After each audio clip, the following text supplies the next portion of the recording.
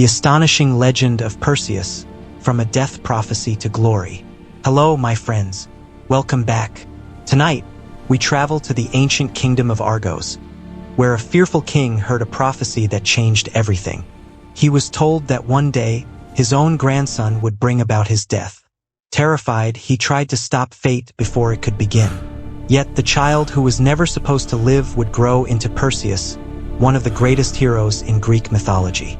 His journey would lead through prison walls, across a wild sea, and into battles with terrible monsters. But how did a helpless baby, condemned before birth, rise to such legendary glory? To understand the legend of Perseus, we must begin with a king who believed he could escape fate.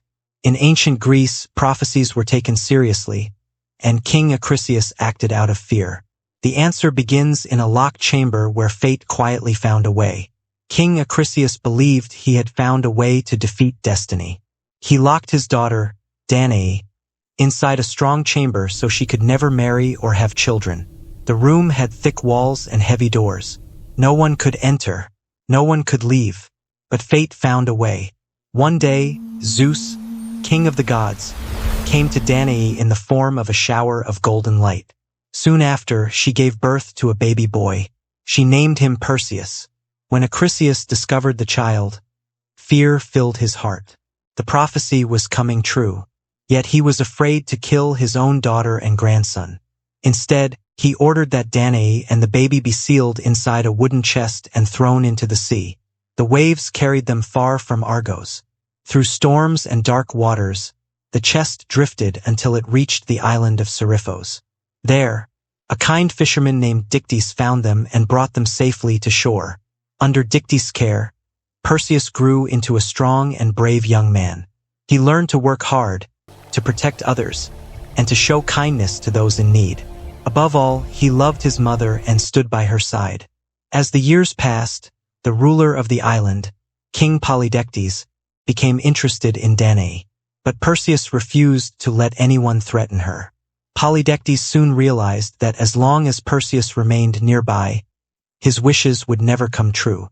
So he began to form a dangerous plan, one that would send the young hero toward an impossible destiny. King Polydectes finally revealed his plan. Pretending to hold a great celebration, he asked each guest to bring him a gift. When Perseus arrived with nothing to offer, the king smiled and set a cruel challenge before him.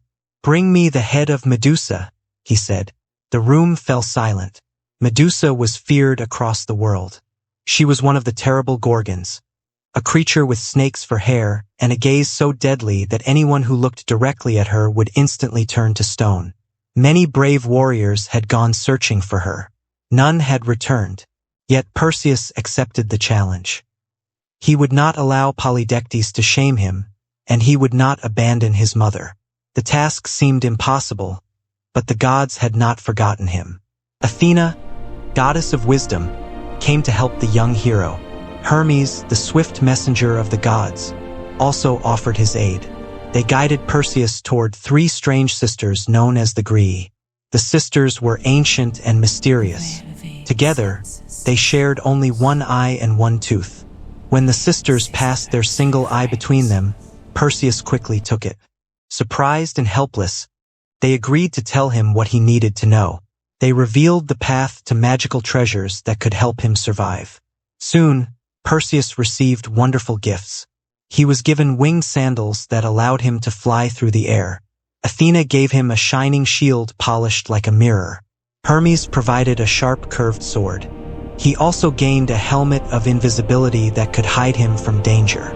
Armed with these gifts, Perseus traveled farther than any man he had ever known. He crossed lonely lands and dark seas until he reached the edge of the world, where Medusa lived. There, among broken stones and silent statues, he found the monster sleeping. Perseus remembered Athena's advice. He knew strength alone would not save him. Instead of looking directly at Medusa, he watched her reflection in the mirrored shield. Step by step, he moved closer while keeping his eyes safely away from her deadly gaze. Then, with one swift strike of his curved sword, Perseus defeated Medusa. At once, her immortal sisters awoke. The terrible Gorgons let out cries of anger and rushed after him. But Perseus quickly placed the helmet of invisibility upon his head. Hidden from their sight, he escaped into the sky with his winged sandals and carried Medusa's head far away. With Medusa's head safely hidden, Perseus began his journey home. As he traveled across distant lands, he came upon a strange and heartbreaking sight. A young woman named Andromeda was chained to rocks beside the sea. She had been left there as a sacrifice. A terrible sea monster was approaching, and the people believed that only her death could save the kingdom. Perseus could not stand by and watch. As the great beast rose from the waves, he rushed into battle. The monster was powerful, but Perseus had faced dangers far worse. With courage, skill, and the gifts of the gods, he fought the creature and finally defeated it. Andromeda was freed, and the kingdom rejoiced. In time, she and Perseus were married. News of his bravery spread from city to city, and his fame continued to grow. At last, Perseus returned to Seriphos. There he learned that King Polydectes had continued to trouble Danae. The cruel ruler believed Perseus would never come back. He was wrong. Perseus entered the king's hall and revealed Medusa's head. In an instant, Polydectes and his followers were turned to stone. Danae was finally safe, and the years of fear came to an end. The abandoned child who had once drifted across the sea in a wooden chest had become one of the greatest heroes in Greece. His courage, wisdom, and kindness made him famous throughout the land. His transformation was complete. Yet one final shadow still remained, the prophecy that had begun everything. The impossible quest was complete. Perseus had succeeded where countless others had failed. Yet beyond the horizon, even greater adventures were waiting for him, and his story was only beginning. Section 4. For many years, King Acrisius lived in fear. He never forgot the prophecy that said his grandson would one day cause his death. No matter where he went, he carried that fear with him. But fate has a strange way of finding the path it chooses. One day, Perseus took part in athletic games. During a discus event, he threw the heavy disc with great strength.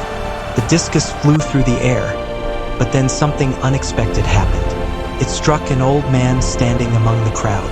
That man was Acrisius. Perseus had never meant to harm him. Yet, in that single moment, the prophecy was fulfilled. There was no celebration. There was no victory. Perseus was filled with sadness and regret. He mourned the death of his grandfather and showed respect for him. The hero who had defeated monsters could not escape the pain of this loss. In time, Perseus became a wise and respected ruler. He built a lasting legacy, and stories of his courage spread across Greece. His descendants would appear in many future Greek legends, linking his name to generations of heroes. His story teaches us many lessons. It shows the value of courage during hard times. It reminds us that wisdom can be stronger than force.